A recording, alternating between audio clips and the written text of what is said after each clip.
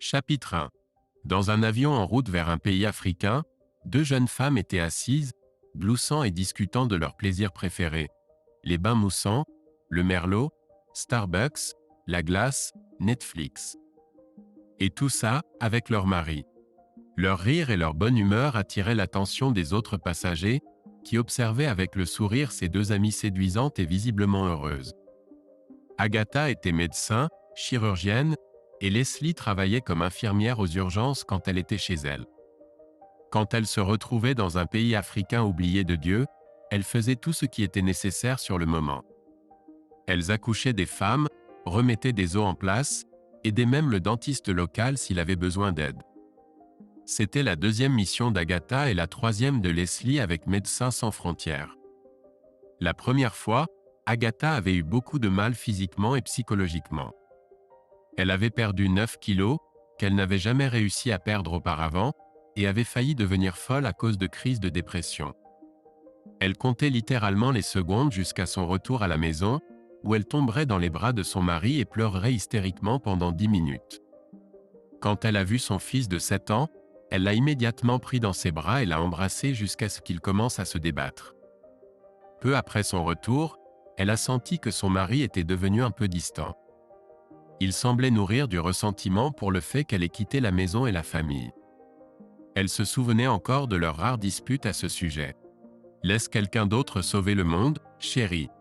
Tu as des gens qui ont besoin de toi ici, à la maison. Des gens meurent. Des gens que je peux sauver.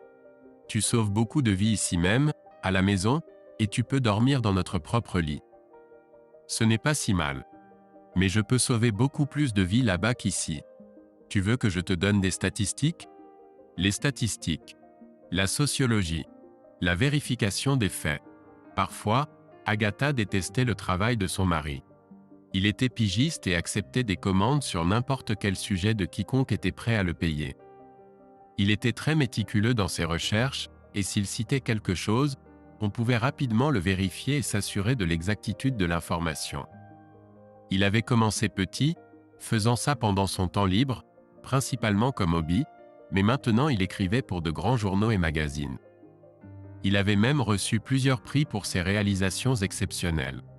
Puis un de ses amis avait créé sa propre chaîne YouTube pour lui, où il écrivait de courtes notes sur tout ce qui l'intéressait.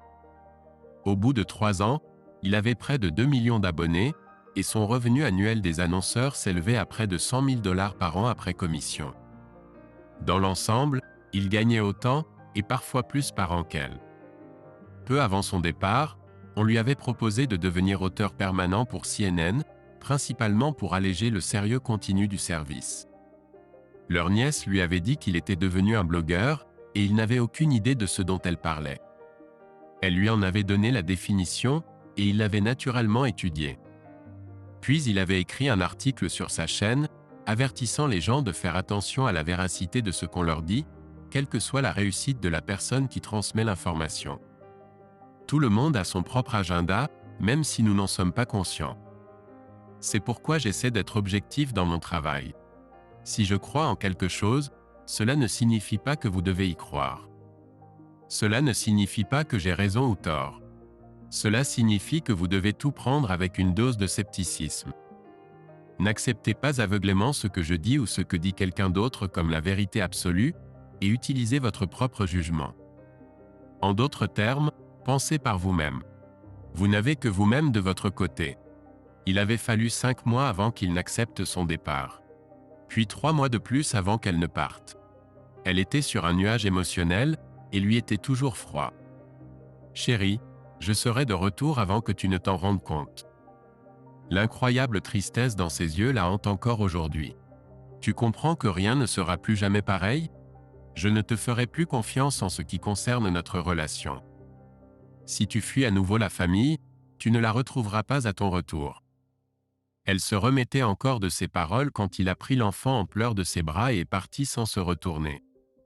Agatha avait été envoyée dans l'un des pays africains les plus reculés, dans une région bien au-delà des zones urbaines.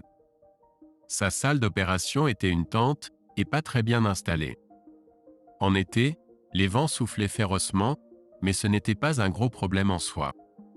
Le pire était quand, Au milieu d'une opération, un coin de la tente s'envolait, couvrant tout de poussière. C'était étonnant que tous les patients ne soient pas morts d'infection. Néanmoins, Agatha et ses collègues avaient sauvé beaucoup de vies à l'époque. Pendant son séjour là-bas, Agatha avait accouché 4 femmes. Au bout de 3 mois, elle grimpait au mur. La peur et l'anxiété ne la quittaient pas. Pour la première fois, elle partageait une chambre avec Leslie, et un jour, elle lui a demandé pourquoi elle était si calme alors qu'elle-même était au désespoir. Je peux te donner un remède. Tu as besoin de bons divertissements. Ça marcherait probablement pour des femmes célibataires comme toi. Mais je suis mariée, a protesté Agatha. Leslie a ricané et a ouvert les photos sur son téléphone. On y voyait 2 petites filles et un homme très beau. Mon mari et mes enfants. Mais tu couches avec Jean-Luc. Oui, et s'il n'est pas là, je partage le lit avec Eric. Regarde les mains de tous ceux qui sont venus ici, chérie. Les alliances ne sont pas autorisées ici. C'est purement symbolique. Ici, personne n'est marié, et ce qui se passe dans ce pays reste dans ce pays. Nous retournons vers nos maris et nos femmes et nous leur sommes fidèles jusqu'à notre prochain retour. Je donne toujours mes alliances à mon mari quand je pars, et la première chose qu'il fait quand je reviens, c'est de me les remettre. C'est une sorte de retour. Personne n'a jamais été pris. Il y a quelques années, un médecin s'est fait prendre. Nous sommes du personnel médical, mais elle a oublié la contraception et elle était enceinte de 2 mois quand elle est rentrée chez elle. Son mari savait bien compter, et la vérité a éclaté. Ils ont divorcé, et l'organisation a payé son mari pour qu'il ne rende pas l'affaire publique. Et les maladies? Leslie a levé les yeux au ciel. Personnel médical, tu te souviens? On se fait tester au moins 1 fois par mois, et si quelque chose passe à travers les mailles du filet, on s'en occupe rapidement. Pense-y, chérie. Personne ne le saura jamais. Agatha a tenu 5 mois, puis elle a dû opérer une mère et son enfant qui avaient été blessés par l'explosion d'un engin explosif improvisé. Quand on les a amenés, elle a fait tout ce qu'elle pouvait, mais les blessures étaient trop graves. Elle était bouleversée, a bu presque toute une bouteille de bourbon et s'est réveillée dans un lit inconnu avec l'un des infirmiers. Avant qu'elle ne puisse dire quoi que ce soit, il était déjà sur elle, et elle a simplement abandonné et laissé les sensations la submerger. Rodrigo n'a pas quitté son lit jusqu'à la fin de son service, et 4 jours plus tard, un médecin l'a remplacé. Celui-là a tenu jusqu'à la fin de leur mission. Elle était sûre que son mari le saurait dès qu'il la verrait, mais il était trop occupé à ruminer sa colère pour son départ pour remarquer quoi que ce soit. Il a fallu 4 mois avant qu'elle ne se retrouve à nouveau dans son lit. 1 an plus tard, tout était revenu à la normale. Puis l'organisation l'a appelée pour lui demander de remplacer une femme pendant 3 mois en urgence. Elle remplaçait une femme qui avait eu un accident de voiture. Agatha n'a jamais dit à son mari que c'était en réalité à cause d'un tir de mortier qui avait failli l'atteindre.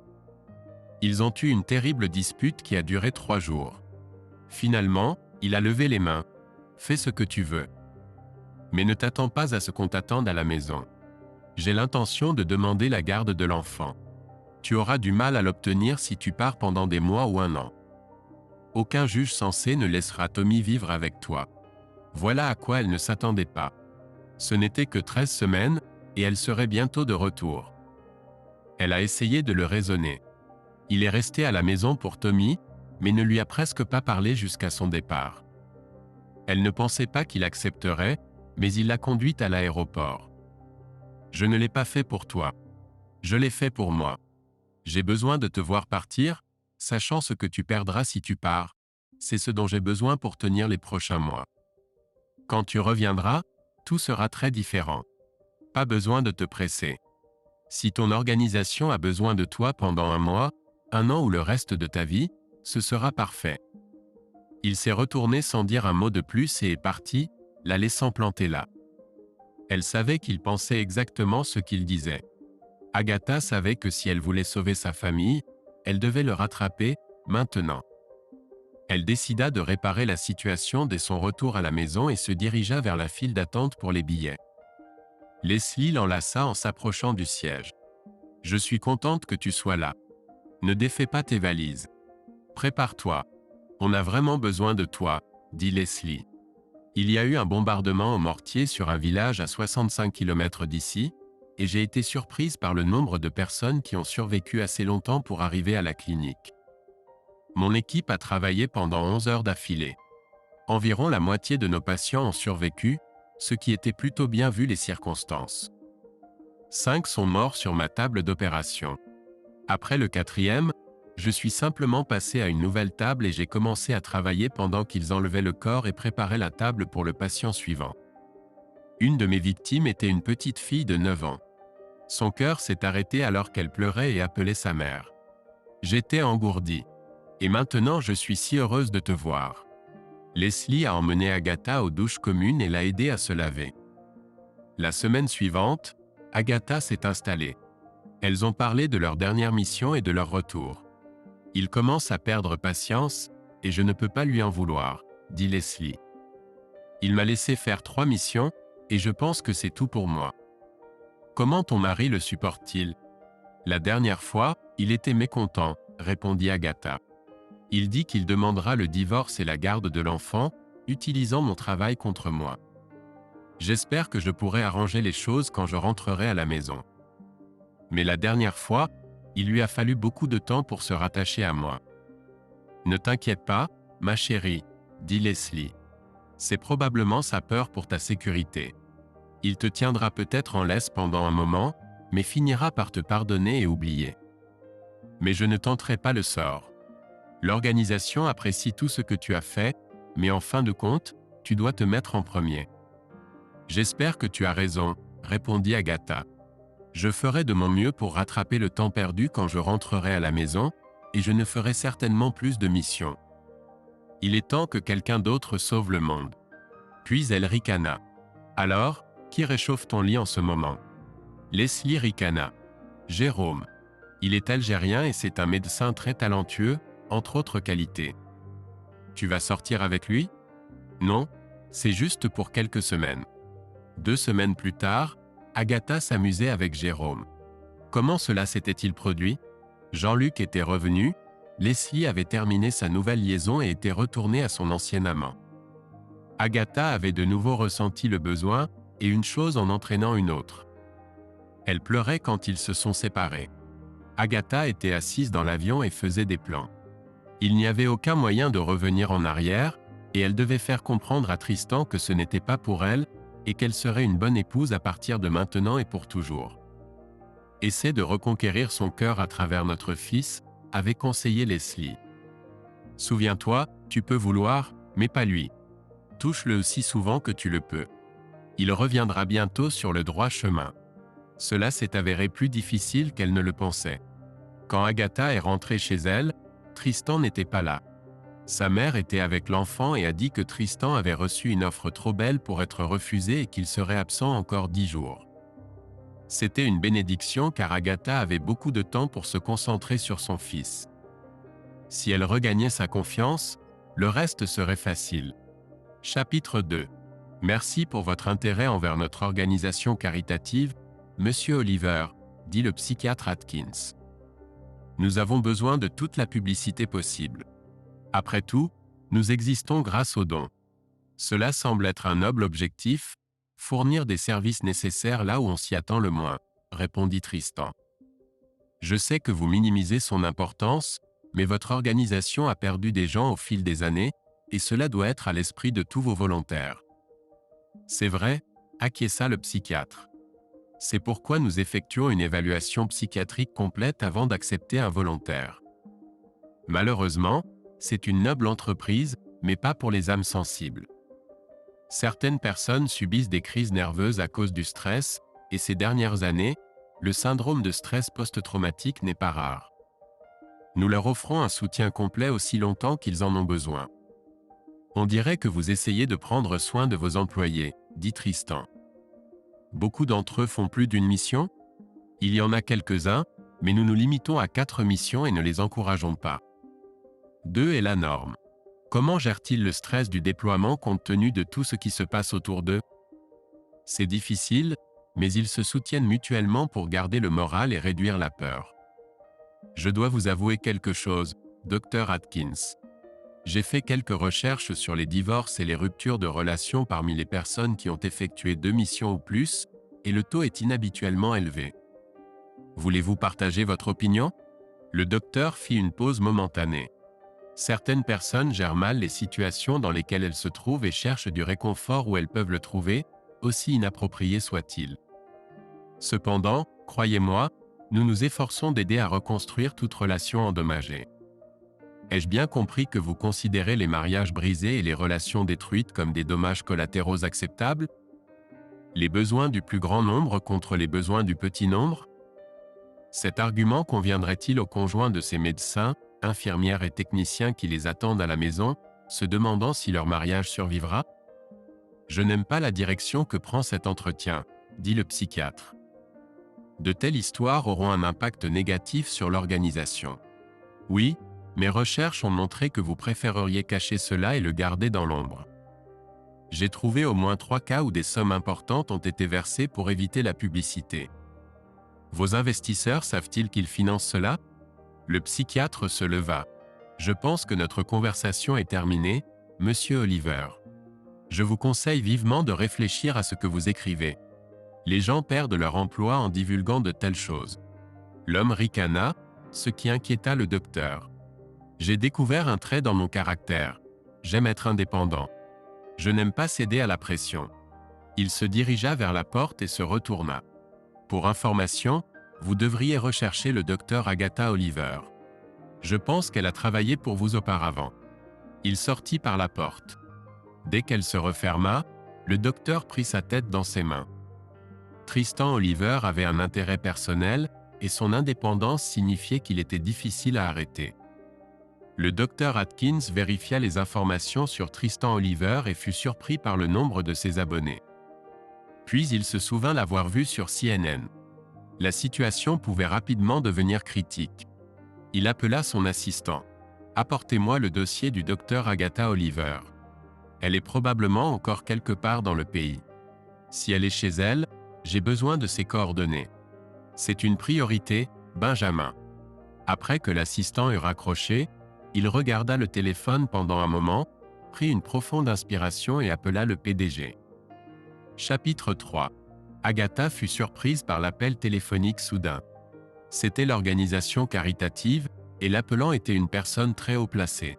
« Docteur Oliver, nous avons besoin que vous veniez à notre siège social dès que possible. » « C'est très urgent. Pourquoi? Ce n'est pas le meilleur moment pour quitter la maison. Mon mari est en déplacement et je m'occupe principalement de notre fils. De plus, j'ai repris le travail à l'hôpital et j'ai des opérations prévues. Et si vous n'avez pas encore lu mon dossier, vous devriez le faire. Je ne serai plus votre volontaire. C'était une expérience très utile, mais il est temps d'être avec ma famille. Mon mari n'approuvait pas vraiment que je travaille pour vous. Votre mari est la raison pour laquelle nous appelons. Il était ici hier et a dit des choses désagréables. Des choses qui pourraient vraiment nous nuire aux yeux du public. Nous essayons de régler cela, et il est dans votre intérêt de venir nous voir. » Agatha sentit qu'elle ne maîtrisait pas bien son visage. Tristan était comme un limier. Une fois qu'il avait capté une odeur, il la poursuivrait jusqu'au bout s'il jugeait que cela en valait la peine. Les médecins et les infirmières étaient naturellement assez bavards, et si l'un d'eux avait laissé échapper ce qui s'était passé à l'étranger, cela pourrait très mal tourner pour beaucoup de gens. La première chose qu'elle fit après avoir raccroché fut d'appeler Leslie et de lui raconter ce que le docteur Atkins avait dit. Elle s'était jadis vantée auprès de Leslie que Tristan était un bon journaliste, et une nuit en France, alors qu'elle s'envolait, elle l'avait vu sur CNN. Oh mon Dieu! Cela pourrait devenir une catastrophe. Son mari ne savait pas pardonner, et il la quitterait en un clin d'œil. Tu dois contacter ton mari, Agatha. Supplie-le. Promets-lui n'importe quoi pour qu'il ne fasse pas ça. Pense aux autres. Presque tous sont mariés. Cela pourrait s'étendre sur 3 continents. Elle appela Tristan une douzaine de fois, et tous les appels allèrent sur la messagerie vocale. Il ne répondait pas aux emails ni aux messages textes, et elle était perplexe. Elle n'avait aucune idée d'où il se trouvait ni comment lui faire passer un message. Elle réorganisa son emploi du temps, invoquant une urgence familiale, et s'envola pour New York. Elle y arriva à 9 heures du matin et se rendit directement à leur siège. Le docteur Atkins la rencontra à l'entrée et l'emmena immédiatement dans son bureau. Après les politesses d'usage, il entra dans le vif du sujet. « Votre mari semble être un homme assez persistant, docteur. Je vais vous poser quelques questions difficiles qui, je vous l'assure, ne seront jamais discutées en dehors de ce bâtiment, et vous devez être honnête si l'un d'entre nous veut s'en sortir indemne. Êtes-vous prête ?» Elle acquiesça, sachant ce qui l'attendait. « Avez-vous eu des relations intimes avec quelqu'un du personnel pendant vos missions? Si oui, avec qui? Avez-vous été prudente dans la manifestation publique de ces relations? Avez-vous dit quelque chose d'indiscret à quelqu'un en dehors de l'organisation ?» Après une seconde d'hésitation, Agatha nomma ses 2 amants de longue date et 2 autres avec qui elle avait eu des aventures occasionnelles le week-end. Le docteur Atkins garda une expression neutre, et elle se demanda ce qu'il penserait d'elle quand elle aurait fini. « Merci pour votre franchise. La vérité est que bien que cela se produise assez souvent, les taux des volontaires ne sont pas plus élevés que ceux des travailleurs médicaux dans la vie normale. C'est juste que dans ces situations, tout est plus concentré et intense. J'ai aidé probablement des dizaines de personnes confrontées à ce problème, et mon conseil est toujours le même. Faites ce que votre conscience vous dicte. D'après mon expérience, 95% gardent cela secret jusqu'à leur mort. » Il sembla pensif pendant quelques secondes avant de continuer. « Cependant, cette situation n'est pas tout à fait ordinaire. Je peux dire avec une certaine confiance, après avoir parlé à votre mari, qu'il est au courant de vos liaisons lors de chacun de vos voyages, et il est très en colère. Les gens en colère ne sont pas raisonnables. Dans les rares cas où quelque chose de similaire s'est produit, nous avons pu l'étouffer. Dans ce cas, cela n'arrivera pas. Nous pouvons exercer une pression considérable sur CNN, mais nous n'avons pas de ressources sur son site personnel. Il peut dire ce qu'il veut, et nous ne pouvons rien y faire. Cela pourrait nous nuire gravement. Combien de gens soutiendront leur conjoint aussi bien qu'avant quand cette histoire éclatera? Nous avons besoin que toutes ces personnes continuent à vivre tranquillement. Si vous avez une quelconque influence sur votre mari, c'est le moment de l'utiliser. » Sa réponse ne le réjouit pas beaucoup. « Monsieur, en ce moment, je n'ai aucune idée d'où est mon mari ni de ce qu'il fait. Il refuse tout contact avec moi. Qui sait ce qu'il pourrait faire? » Le lendemain, ils le découvrirent. Tous les journaux de New York en parlaient, et la nouvelle se répandit dans le monde entier. 4 douzaines de conjoints avaient intenté un recours collectif contre l'organisation caritative pour avoir détruit leur mariage et leurs relations à long terme au cours des 6 dernières années. Ils réclamaient des millions de dollars en compensation. La poursuite était internationale, déposée devant les tribunaux français, anglais, italiens et algériens, ainsi qu'aux États-Unis et au Canada. Les investisseurs découvrirent que Tristan était déterminé, implacable et très en colère. Ils essayèrent de le dissuader jusqu'à ce qu'il leur dise qu'il avait enregistré chaque réunion ou conversation téléphonique depuis qu'il avait commencé son enquête. Il savait qu'il était couvert par les lois de cet État et de 2 autres, et même s'il n'utilisait pas les enregistrements au tribunal, il pourrait les montrer sur sa chaîne. Les épouses et maris de ceux qui avaient récemment servi exigeaient la vérité de leurs conjoints, et la plupart ne croyaient pas ce qu'ils entendaient en réponse.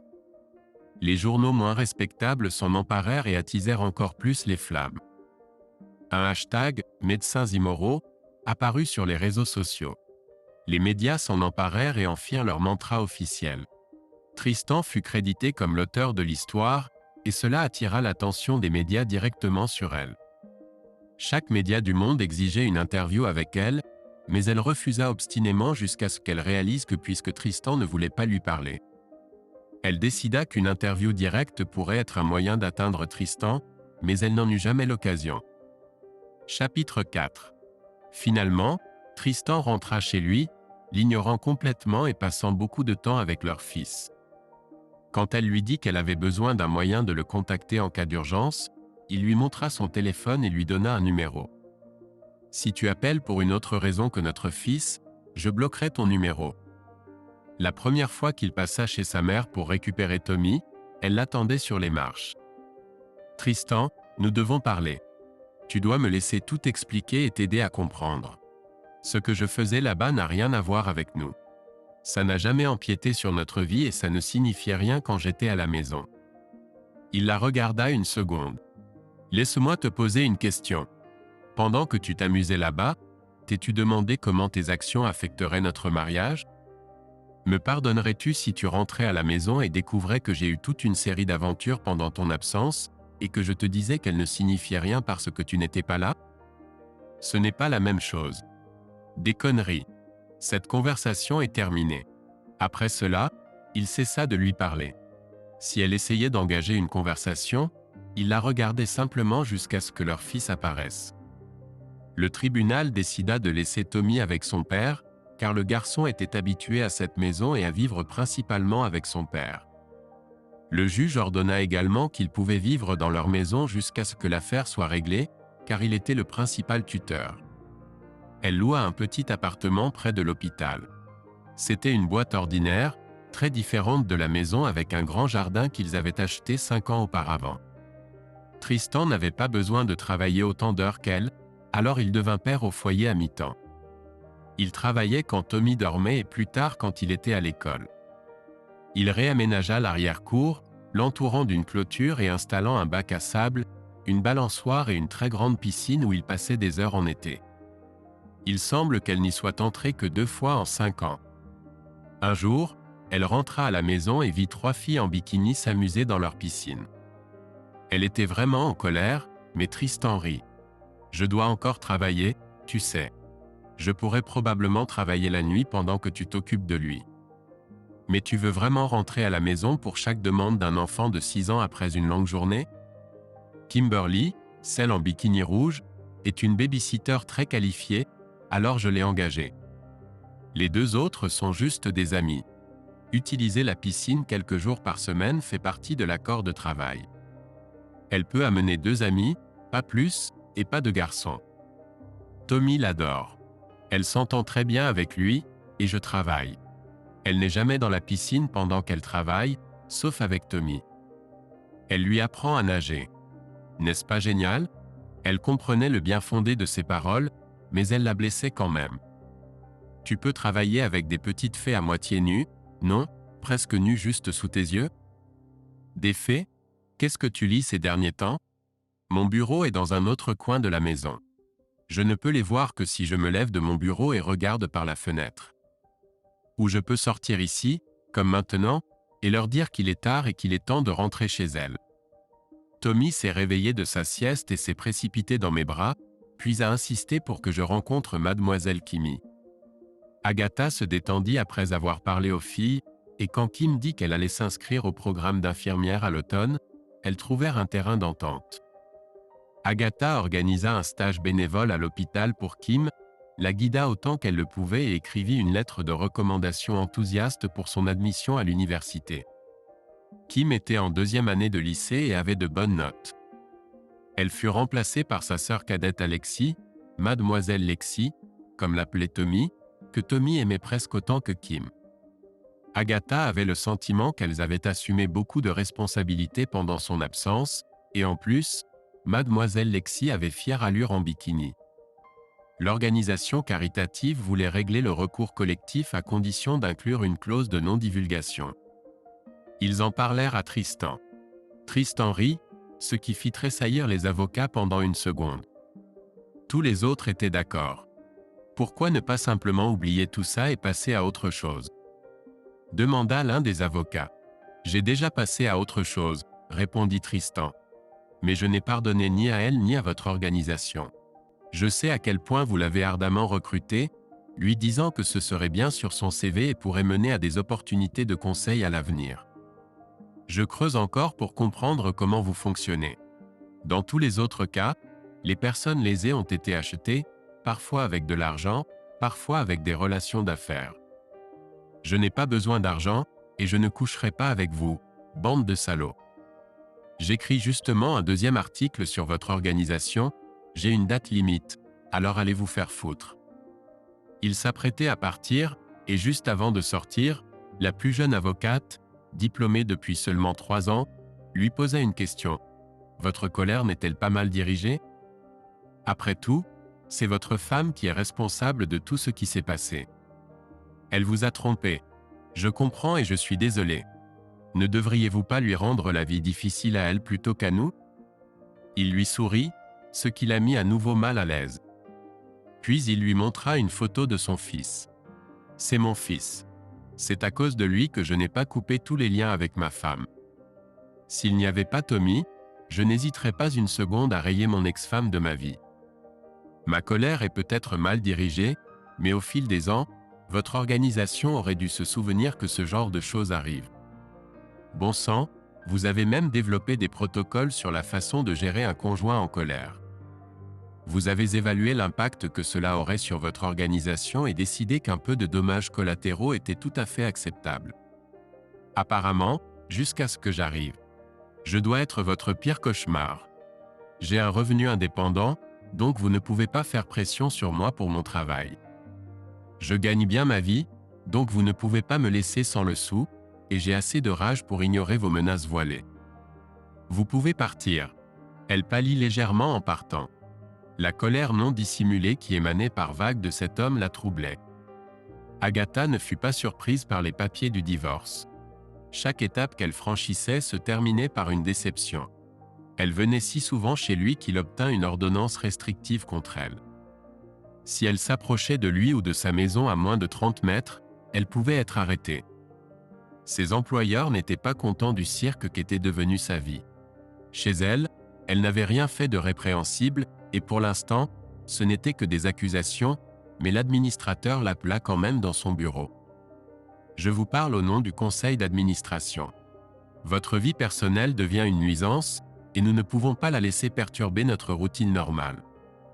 Vous êtes une chirurgienne brillante, et nous vous respectons beaucoup. Ce n'est pas une demande officielle, juste une suggestion amicale, demandez à votre mari de se calmer un peu. S'il vous plaît, Agatha. Agatha promit de faire de son mieux, sachant qu'elle ne pouvait même pas lui parler pour le moment. Il avait dit qu'elle pouvait lui envoyer des emails si c'était absolument nécessaire, et cette nuit-là, elle s'assit devant son ordinateur portable et écrivit pendant 5 heures avant de décider qu'elle était satisfaite de ce qu'elle avait écrit. Elle appuya sur le bouton « Envoyer » et alla se coucher en espérant recevoir une réponse. Quand elle lut la réponse le lendemain matin, son œil eut un tic. « Je me fiche de ta réputation professionnelle, de tes relations avec l'hôpital ou des dommages collatéraux que je peux causer tant que cela n'affecte pas notre fils. Si tu me prends en train de mentir, envoie-moi un message et je me rétracterai et présenterai des excuses sincères. 4 infirmières, 5 techniciens et 2 autres médecins de ton hôpital ont fait des missions pour cette organisation. Je me demande ce que je trouverai si je commence à les suivre? Peut-être devrais-je les avertir?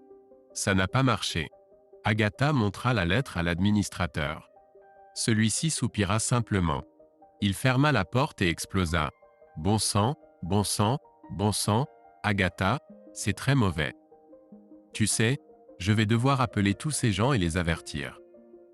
Ils pourraient mal le prendre, et tu devras travailler avec eux, donc tout cela pourrait causer quelques complications à l'avenir. L'hôpital ne peut en aucun cas compromettre la qualité des soins médicaux pour nos patients, alors je veux que tu finisses ta journée, puis que tu prennes congé. Prends une semaine de vacances pour essayer de résoudre ce problème d'une manière ou d'une autre. Bonne chance, Agatha. Tout était parfaitement clair. Soit résoudre ce scandale, soit commencer à chercher un nouvel hôpital. Le patron a mené des entretiens et Agatha a reçu des appels assez intéressants. 3 techniciens, 2 infirmières et un médecin avaient eu des liaisons pendant leur mission. 2 avaient attrapé une maladie vénérienne et l'avaient ramenée chez eux. Tous étaient mariés ou dans des relations sérieuses. Agatha espérait que tout le monde garderait le silence, car si l'un d'entre eux craquait et avouait, cela pourrait affecter tout le monde. Agatha l'apprit plus tard. À ce moment-là, elle avait sa propre mission. Elle demanda à son avocat d'inviter Tristan à une réunion, et s'il acceptait, elle signerait les papiers du divorce. Agatha avait finalement réalisé que son mariage était détruit et que rien ne pouvait le réparer si l'une des parties n'était pas prête à essayer. Elle fut surprise qu'ils acceptent. 3 jours avant la réunion, Tristan publia un essai cinglant sur les médecins et le complexe de Dieu. Comme d'habitude, il avait fait des recherches approfondies et parlé à de nombreux experts, de sorte que l'essai était précis et pertinent. Un psychologue bien connu avait déclaré que presque tous les gens qui réussissent ont ce complexe à un degré ou à un autre, quel que soit leur domaine, s'ils sont montés assez haut. Mais il est plus prononcé dans la profession médicale parce que c'est souvent une question de vie ou de mort. Il parlait du sentiment d'importance que cela engendre parfois, et cela fit réfléchir Agatha. Dans cet essai, elle reconnut beaucoup de son propre comportement. Était-elle vraiment devenue si arrogante ? Pensait-elle vraiment que sa vocation et sa position lui permettaient de croire que les règles ordinaires ne s'appliquaient pas à elle ? Avait-elle vraiment isolé sa vie au point de justifier son comportement ? La réponse courte était oui, oui et oui. Oui, elle était bouleversée pendant ses missions, mais elle aurait pu se contrôler si elle l'avait voulu. Ou elle aurait simplement pu rester à la maison. Au lieu de cela, elle avait décidé qu'elle ne faisait que se déstresser, que cela n'affecterait pas son mariage, qu'elle le méritait si cela l'aidait à garder la tête froide, et que ce qui se passait sur le terrain restait sur le terrain. Elle y réfléchit longuement et réalisa qu'elle regrettait l'insouciance, l'excitation d'un nouveau partenaire et qu'elle tromperait probablement à nouveau à la maison si elle se sentait en sécurité et que l'occasion se présentait. C'était une évaluation sobre. Chapitre 5. La réunion se passa étonnamment bien. Il y avait quelques petits problèmes à résoudre, mais ils furent rapidement réglés. Tristan serait le principal gardien de leur fils, ce qui était déjà le cas depuis sa naissance, mais Agatha aurait des droits de visite libres. Leurs revenus étaient à peu près égaux, donc personne n'aurait à payer de pension alimentaire, mais au lieu de cela, Agatha contribuerait à un fonds d'éducation, en versant régulièrement de l'argent sur un compte que Tristan ouvrirait. Dans l'ensemble, tout était très équitable. Tristan voulait garder la maison, mais au lieu de lui vendre sa part, Agatha signa un accord pour qu'il verse au fonds d'éducation ce qu'il lui aurait payé. Il considéra que c'était très généreux de sa part. Agatha ressentit une pointe de regret en le regardant. Ils avaient formé un bon couple. Oui, Agatha et Tristan avaient été un couple heureux autrefois, mais avec le temps, la relation s'était fissurée. Ils avaient eu des disputes et des désaccords, mais ils n'avaient jamais gardé de rancune et résolvaient les problèmes, essayant de ne pas se disputer devant l'enfant. Et puis, tout avait changé quand Agatha avait décidé de partir en mission. Son thérapeute, qu'elle consultait pour ne pas répéter les erreurs du passé avec un nouveau partenaire, l'avait forcée à admettre qu'à ce moment-là, elle avait cessé de faire partie d'un couple et était devenue solitaire. Tristan n'était pas non plus sans reproche. Il pouvait être froid et maussade, surtout quand il travaillait sur quelque chose qui le contrariait, mais il essayait de minimiser cela. Jusqu'à la première mission d'Agatha, il soutenait sa carrière, mais après son retour, il semblait s'en être désintéressé. Un conflit d'horaire ? Pas son problème. Pendant cette période, il avait apparemment senti que tout allait mal se terminer et était déjà passé en mode d'autoprotection. Après le divorce, quand les avocats furent partis et qu'Agatha et Tristan étaient assis dans la salle de conférence, parlant à cœur ouvert comme il le faisait habituellement avant la première mission d'Agatha, elle réalisa qu'il n'avait pas eu une telle conversation depuis son premier départ. « Ce sera la dernière fois que je m'excuserai auprès de toi, Tristan. Si j'avais su alors ce que je sais maintenant, je ne serais jamais monté dans cet avion. Mais à l'époque, j'étais devenue si égoïste, si autosuffisante, que je comprends maintenant que j'ai commencé à prendre des décisions sans vraiment me soucier de toi et de notre fils. Malheureusement, toute décision que je prendrai maintenant se fera sans ton implication. » « Ce n'est pas nécessaire, » répondit Tristan. « Nous avons toujours un fils, et il nous lira pendant au moins les 15 prochaines années, jusqu'à la fin de l'université. Ensuite, nous devrons planifier son mariage et nous disputer pour savoir qui aura les petits-enfants, donc nous serons constamment présents dans la vie l'un de l'autre. » Ces mots firent sourire Agatha à travers ses larmes, mais c'était devenu trop lourd, et elle donna à Tristan ce qui était probablement leur dernier baiser avant de partir. Après le divorce et leur conversation, Tristan sembla se calmer et arrêta de poursuivre l'organisation. Le recours collectif avait rapporté de l'argent, et le fonds pour les études universitaires de Tommy avait considérablement augmenté. La pression de la direction sur Agatha était devenue trop forte, et elle changea d'hôpital, passant au principal concurrent. La direction fit les remarques nécessaires, mais elle savait qu'ils étaient heureux de son départ. Beaucoup de ceux qui avaient fait des missions avaient des problèmes dans leur mariage, mais en fait, il n'y eut qu'un seul divorce, bien que certaines des relations restantes soient sur le fil du rasoir. Pendant près d'1 an, Agatha ne fréquenta personne.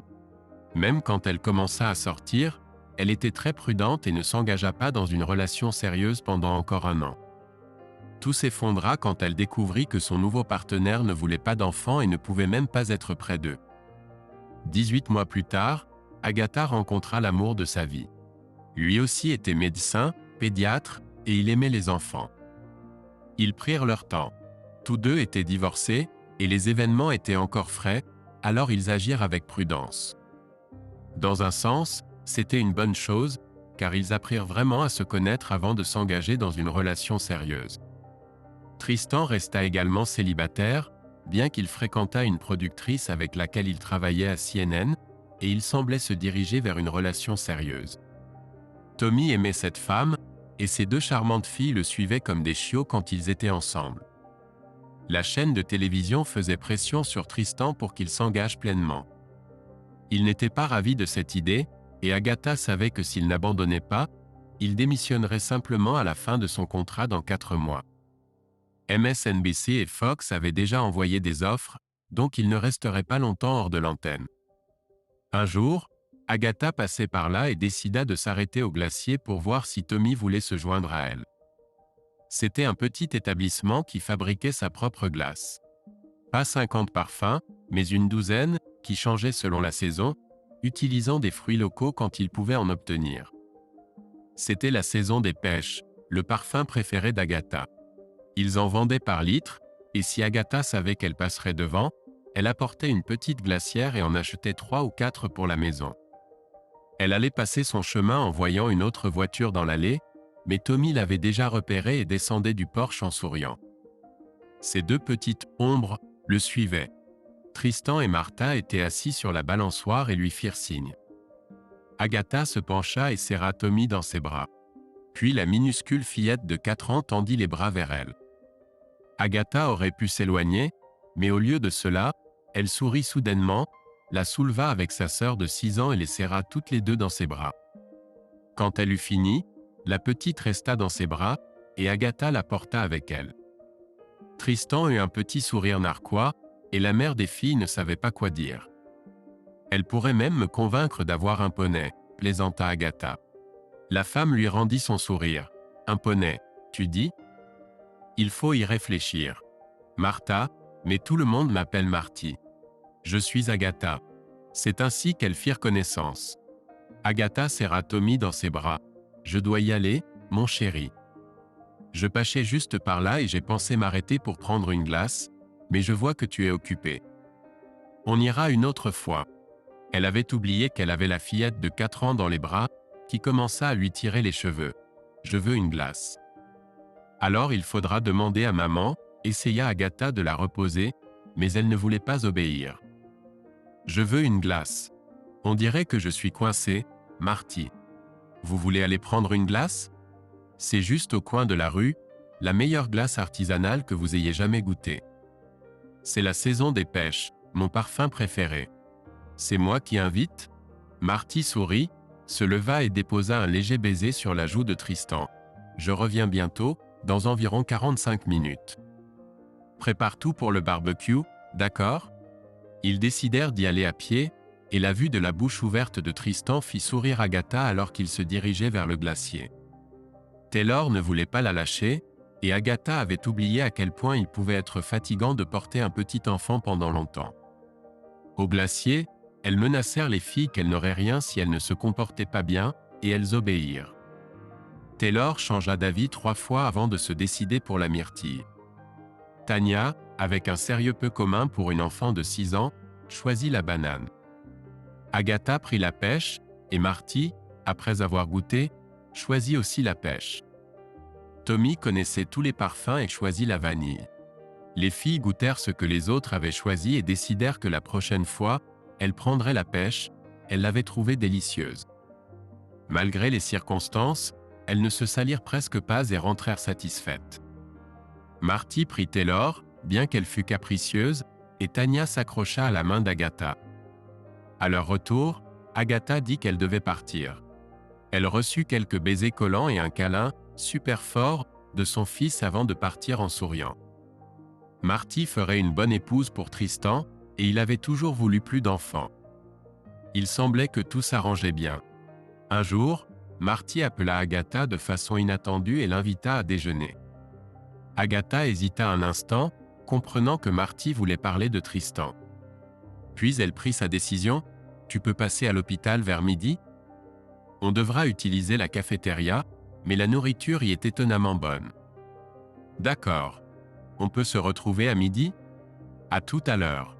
Marty était beaucoup plus petite qu'Agatha, mais elle avait une assurance qui caractérisait les personnes qui réussissaient dans leur profession.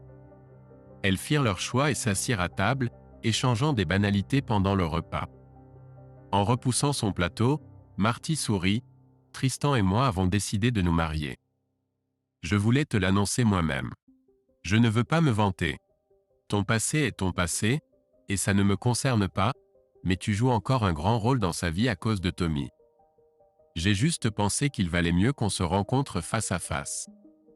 Si ça ne te dérange pas et que tu n'es pas obligé de répondre, qu'est-ce qui n'a pas marché dans ton mariage ? Je sais que Tristan peut parfois être un peu égoïste quand il a une date limite ou qu'il poursuit quelque chose d'important, mais dans l'ensemble, c'est l'homme le plus gentil que je connaisse. » Après de nombreuses années de thérapie, Agatha put répondre honnêtement à cette question. Agatha était devenue un peu arrogante et importante. Elle était thérapeute, la vie des gens dépendait de ses compétences, et cela lui était monté à la tête. Son mari Tristan avait toujours été casanier, tandis qu'Agatha aimait sortir et se baigner dans l'attention des autres grâce à son charme et ses compétences. Elle avait commencé à prendre des décisions unilatérales, pensant qu'elle comprenait mieux les affaires familiales que lui. En réalité, ce n'étaient pas des décisions familiales, mais ce qu'Agatha voulait. Elle avait pris beaucoup de mauvaises décisions. La goutte d'eau avait été son départ à l'étranger en tant que « médecin sans frontières », mais même quand Tristan avait dit qu'il demanderait le divorce si elle partait à nouveau, Agatha savait qu'elle pourrait le reconquérir. Elle était partie, avait eu 2 amants pendant le voyage et s'attendait à ce que tout aille bien à son retour à la maison. Mais ça avait été un choc et une révélation pour elle quand ça n'avait pas été le cas. Elle avait perdu son statut élevé et son indépendance vis-à-vis des conventions sociales. Agatha avait changé de travail, perdu son fils et son mari, et ce qu'elle avait fait n'en valait pas le prix. Son nouveau thérapeute lui avait dit qu'il avait rencontré de nombreuses personnes célèbres et leur arrogance.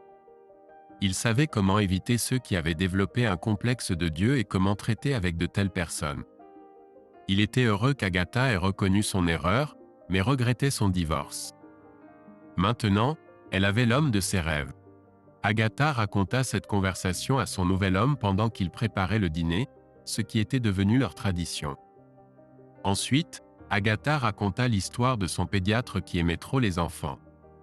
Elle l'avait découvert quand son ordinateur portable était tombé en panne et qu'elle avait utilisé son ordinateur pour envoyer un email important concernant une opération à venir.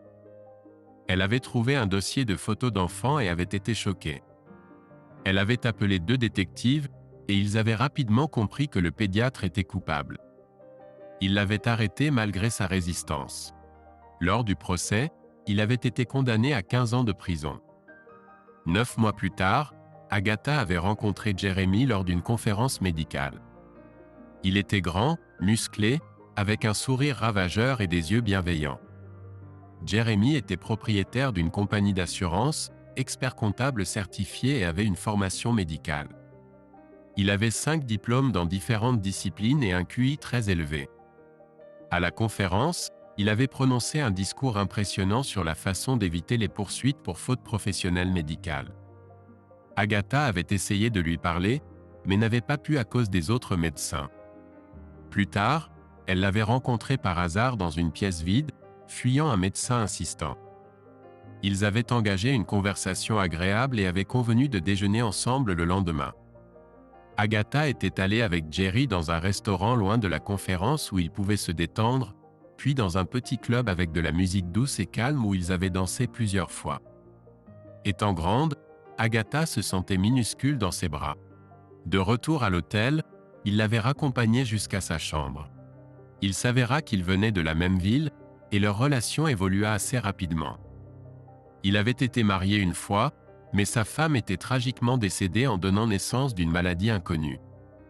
L'enfant avait été sauvé, bien qu'elle ait passé près de 2 mois à l'hôpital. La fillette avait maintenant 7 ans. 3 mois après le début de leur relation et peu après qu'ils soient devenus intimes, Agatha lui raconta son histoire. Il écouta sans l'interrompre, puis la prit simplement dans ses bras pendant qu'elle pleurait, craignant qu'il ne veuille mettre fin à leur relation. Son cœur fondit quand il dit « On ne peut pas changer le passé. Oui, tu as fait quelques erreurs importantes, mais tu en as tiré des leçons. C'est aussi très important.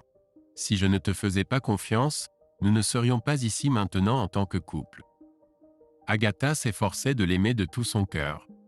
Il ne se précipitait pas, mais progressivement, Agatha passait de plus en plus de temps chez lui. Elle était nerveuse à l'idée de le présenter à son fils, mais tout se passa bien. Jerry était un excellent archer et, après avoir parlé à son ex-mari, il initia Tommy à ce sport. De sa rencontre avec son ex, il ne dit rien d'autre que celui-ci lui avait semblé être un homme décent. Un jour, Agatha rentra chez elle et trouva la maison pleine d'enfants, son fils Tommy, ses petites sœurs, maintenant au nombre de 3, ainsi que l'enfant de Tristan et Marty, très actif et même effrayamment intelligent. Agatha leva un sourcil interrogateur, et Jerry rougit légèrement, puis sourit. On garde cette bande pendant 2 jours pendant que Marty va à New York recevoir un prix. Il semble que son étoile monte, maintenant qu'elle est productrice exécutive de la nouvelle émission de Tristan.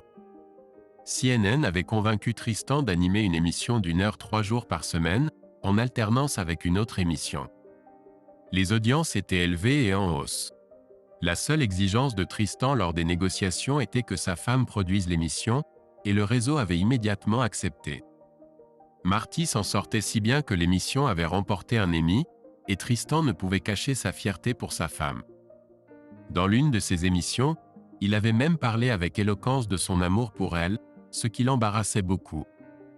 Agatha ne pouvait s'empêcher de regarder son émission, ressentant une pointe de regret en réalisant que si les choses s'étaient passées différemment, si elle avait réussi à rester fidèle et à suffisamment rabaisser son ego, il l'aurait louée dans son émission. Il était la destination à laquelle elle était censée arriver. 2 jours se transformèrent en 3 quand ils demandèrent un jour de plus. Jerry était aux anges. Les filles aînées voulaient tirer avec l'arc de Terry, mais il était adolescent et l'arc était physiquement trop grand pour elle. Jerry résolut ce problème en allant à l'académie et en leur achetant de petits arcs avec tous les accessoires. Taylor s'avéra être une tireuse née, et Tanya était très douée. Lucy, la fille de Jeremy, aidait beaucoup. Puis Tanya voulut aussi un arc, et Agatha vint à la rescousse en lui achetant un arc jouet avec des ventouses au bout des flèches au lieu de pointes. Pour une fillette de 3 ans, ce n'était pas mal, et Agatha regretta sa décision chaque fois qu'elle devait retirer une flèche de l'écran de télévision, de la porte vitrée ou de la vitre de la voiture. Mais Jeremy et les enfants trouvaient ça très amusant. Agatha se sentait à la fois épuisée et excitée. Au début, Lucy se méfiait d'elle, ne voulant pas partager son père avec quelqu'un d'autre, mais peu à peu, elle accepta Agatha et elles se rapprochèrent. Agatha lui donnait tout l'amour qui manquait à son fils, et Lucy s'épanouissait. Quelques jours en compagnie de ses pères lui remontèrent le moral, et quand elles partirent, il y eut beaucoup de câlins et de baisers. Ils étaient assis sur le canapé, se détendant, quand Lucy grimpa sur leurs genoux. En se tortillant pour s'installer confortablement, elle dit quelque chose qui bouleversa le monde d'Agatha. « Maman, est-ce que je peux avoir une petite sœur ?» C'était la première fois qu'elle l'appelait maman, et Agatha fondit en larmes en serrant la fillette dans ses bras. Quand elle put parler, elle embrassa Lucy sur le sommet de la tête. « Ça dépend, ma chérie. »« Qu'est-ce que papa en dit ?» Jeremy sourit, montrant une petite boîte. Papa pense que c'est la meilleure idée qu'il ait entendue depuis longtemps. Agatha pleura pendant 30 minutes, embrassant et câlinant les deux. Chapitre 6. Agatha voulait un enfant depuis longtemps, et elle donna naissance à un garçon de 8 livres 2 semaines avant son 38e anniversaire. La salle d'attente était pleine à craquer. Agatha était la favorite des médecins, et les infirmières s'affairaient constamment autour d'elle. Elle ne fut pas surprise de voir Tristan, Marty et leur famille. Elle fut surprise de voir la mère de Tristan. Celle-ci avait été hors de l'état pendant un certain temps, et Agatha ne savait pas qu'elle était revenue. Elle ne put retenir ses larmes quand celle-ci demanda à tenir sa nouvelle petite-fille. Bientôt, elle et la mère de Jeremy étaient assises, bras dessus bras dessous, réfléchissant à l'avenir de tous les enfants rassemblés. Lucie insista pour être la première après les parents à tenir son frère. Elle était un peu déçue que ce soit un garçon, mais l'accepta dès qu'elle vit son visage. Quand il avait 5 ans et elle 13, s'il faisait des caprices, elle le prenait dans ses bras et le couvrait de baisers. Bientôt, il commençait à glousser et essayait d'essuyer les traces de baisers aussi vite qu'elle les laissait. C'était leur jeu à eux. Une des plus grandes photos sur sa table de chevet était celle où elle tenait son frère pour la première fois. À 53 ans, Agatha était une chirurgienne respectée. Sachant que ses forces s'épuiseraient dans quelques années, elle avait planifié sa retraite. Elle était une mère pour les jeunes médecins et infirmières, et ils se confiaient souvent à elle. Une des plus belles infirmières vint lui demander conseil. « J'ai entendu dire que vous aviez travaillé pour Médecins sans frontières. On m'a proposé d'y travailler. Que me conseillez-vous » Agatha ne mâcha pas ses mots et lui raconta son expérience et le prix qu'elle avait dû payer. L'infirmière venait de se marier, et Agatha lui demanda si son mari était d'accord. « Il ne le sait pas encore. Alors tu devrais en discuter avec lui. Es-tu prête à être si longtemps loin de lui ? Est-il prêt à attendre ton retour ? L'organisation fait un excellent travail, mais il y a toujours un prix à payer et un revers de la médaille. Réfléchis bien à ta décision avant de la prendre. » Finalement, elle n'y alla pas, et quelqu'un d'autre partit à sa place. Cette infirmière rompit avec son petit ami avant de partir, et à son retour, il était déjà fiancé, ce qui ruina tous ses espoirs de réconciliation. Tout le monde pensait qu'elle l'avait fait exprès au cas où elle déciderait d'avoir une aventure ou deux à l'étranger, mais personne ne s'attendait à ce qu'il la remplace si vite. Elle resta assez déprimée pendant environ 4 mois, et quand on lui proposa une autre mission, elle refusa. Tommy obtint un master en journalisme et décrocha un poste d'assistant de production chez Fox. Lucie était en 3e année de programme de préparation à l'hôpital. Tania suivait le même programme, et elles vivaient côte à côte. Lucie était en terminale et avait obtenu une bourse complète de volley-ball. Tania était en première année et semblait avoir choisi les garçons comme spécialité. À 14 ans, elle paraissait en avoir 20, et les hommes et les garçons l'adoraient tout simplement. De plus, elle était intelligente et savait se défendre. Si les prétendants insistaient trop, elle leur montrait subtilement des photos d'elle-même, de ses sœurs, de son frère, des cousines Lucie et Gigi avec leurs rubans et trophées de tir à l'arc et de karaté. L'année précédente, Tommy avait été dans la réserve de l'équipe olympique, et Gigi, à 15 ans, avait déjà une ceinture noire 2e dan. 2 ans auparavant, Lucie était devenue championne d'État de tir à l'arc dans sa catégorie d'âge, battant de peu sa sœur Taylor. Un jour, Agatha rencontra Tristan dans un café, et ils s'assirent à une table.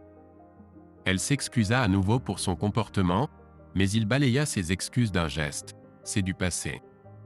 Alors laissons le passé au passé. Puis ils passèrent une demi-heure à se plaindre de leurs enfants et de leurs conjoints, s'embrassèrent et partirent chacun de leur côté. Agatha réfléchit en le regardant s'éloigner sur le trottoir. Elle se souvint du vieux dicton selon lequel les infidèles ne prospèrent jamais, et elle réalisa que dans son cas, c'était faux. Oui, elle avait commis un acte terrible, cédant à la suffisance et à l'arrogance, et elle en avait souffert pendant un certain temps. En fin de compte, elle estimait que les souffrances endurées l'avaient aidée à devenir meilleure. Elle pensait que cela avait affecté son mariage et ses relations avec tous ceux qui lui étaient chers. Elle utilisait cette expérience lorsqu'elle conseillait les jeunes avec lesquels elle travaillait, espérant que son histoire les changerait pour le mieux. Elle sourit et tâta l'enveloppe dans sa poche. Son cadeau à son mari pour leur prochain anniversaire de mariage était 2 semaines dans l'une des stations balnéaires les plus luxueuses de Thaïlande. Du soleil, du sable, un minimum de vêtements. Elle n'avait plus le corps qu'elle avait à 30 ans, mais elle faisait de l'exercice et était considérée comme l'une des 3 meilleures MILF de son hôpital. Jérémie la regardait toujours comme une jeune beauté, et elle espérait que cela ne changerait jamais, alors elle endurait la douleur et essayait d'ignorer les effets destructeurs du temps et de la nature. Eh bien, la vie, comme toujours, avait tout remis en place. Si vous avez plus de 18 ans, ne manquez pas la prochaine histoire et n'oubliez pas de cliquer sur le bouton « J'aime » pour nous soutenir. Merci beaucoup.